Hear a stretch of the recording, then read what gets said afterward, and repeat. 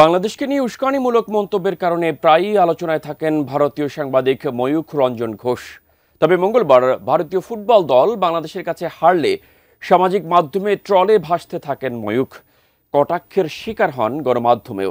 এবার সেই কটাক্ষের প্রতিক্রিয়া জানালেন এই বিতর্কিত সাংবাদিক। বিস্তারিত শিহাব ইসলামের ডেস্ক রিপোর্টে। দীর্ঘ 2 দশকের অপেক্ষার অবসান ঘটিয়ে অবশেষে ভারতকে হারিয়ে ইতিহাস গড়েছে বাংলাদেশ। আর সেই উত্তাপ যেন ছড়িয়ে পড়েছে মাঠের বাইরেও। গতকাল ফুটবলের এএফসি এশিয়ান কাপ বাছাই পর্বের উত্তপ্ত এক ম্যাচে শেখ মোরসালিনের নিখুঁত শটে ভারতকে 1-0 গোলে হারায় বাংলাদেশ। 2003 সালের সাব চ্যাম্পিয়নশিপের সেমিফাইনালের পর ঢাকা জাতীয় স্টেডিয়ামে এটিই ছিল ভারতের বিপক্ষে লাল সবুজের প্রথম জয়। তাই দর্শক থেকে খেলোয়াড় উচ্ছ্বাসে ভরে ওঠে পুরো দেশ। কিন্তু মাঠের লড়াইয়ের পাশাপাশি অনলাইনে আলোচনার কেন্দ্রবিন্দুতে উঠে আসেন ভারতীয় গণমাধ্যম রিপাবলিক বাংলার সাংবাদিক ময়ূখ রঞ্জন ঘোষ। বহুবার বাংলাদেশকে নিয়ে বিতর্কিত মন্তব্যের কারণে যিনি আগে থেকেই সমালোচনার মুখে ছিলেন। নোভা এলইডি টিভি, ঝকঝকে ছবি, নিখুঁত শব্দ, 5 বছরের ওয়ারেন্টি। নোভা মানে সঠিক মান, নিশ্চিত সেবা। ময়ূখের বাংলাদেশ থাকবে না, চট্টগ্রাম দখল হবে কিংবা ডক্টর ইউনূসকে নিয়ে উদ্ভট মন্তব্যে সব মিলিয়ে তাকে নিয়ে প্রায়শই ক্ষোভ প্রকাশ করেন নেটিজনরা।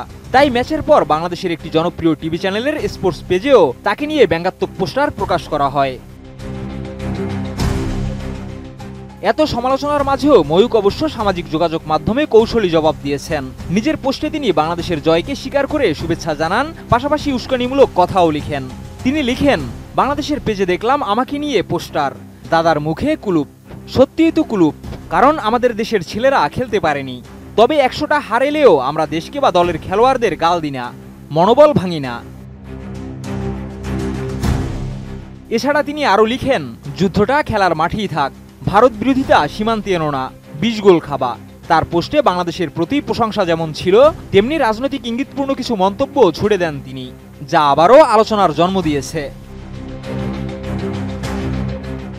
বিতর্কিত বক্তব্য উচ্চস্বরে নাটকীয় উপস্থাপনের জন্য ময়ূখ রঞ্জন ভারতের পাশাপাশি বাংলাদেশের সোশ্যাল মিডিয়াতেও পরিচিত মুখ। অনেকেই তাকে উপভোগ্য চরিত্র বলে বিবেচনা করলেও অনেকে তার বক্তব্যকে উস্কানিমূলক বলে অভিযোগ করেন। শিহাব ইসলাম, এটিএন নিউজ।